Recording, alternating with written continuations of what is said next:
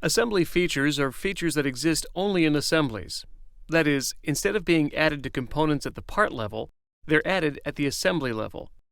Although the term assembly feature can be used to describe any feature created at the assembly level, most often it's used to describe cuts. These can be extruded cuts, revolved cuts, hole wizard holes, or simple holes. A common use for these types of cuts as assembly features is to represent post-assembly machining. For instance, if the manufacturing of an assembly requires that two components be welded together and then a hole to be drilled through both components, an assembly feature can be used to represent this. Let's take a look at an example. Here, I have an assembly with three components. Now keep in mind I'm not creating an in-context feature like I would when using top-down design. Instead, without going into Edit Part mode, I'll select this top face and click the Extruded Cut icon from the Assembly toolbar. To access the Extruded Cut icon, you'll have to click the Features icon to reveal a feature drop-down list. I'm going to create a simple rectangular sketch.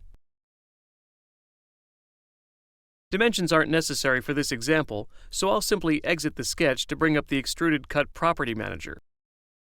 Assembly level cuts are limited to three end conditions: through all, blind, and mid-plane. I'll make this a through all cut and click OK. You can see the result is a cut that affects all three components. If you look at the Feature Manager tree, you can see the cut has been added at the assembly level of the tree, not inside one of the parts feature tree. At this point, I'll right-click on this top plate and open it in its own window. Notice that here at the part level, the cut I just created does not exist. So this is what you can accomplish by using assembly features.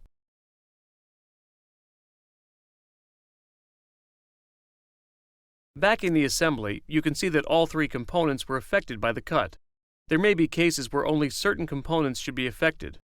To help you accomplish this, you can use the Feature Scope option in the Cut Extrude Property Manager.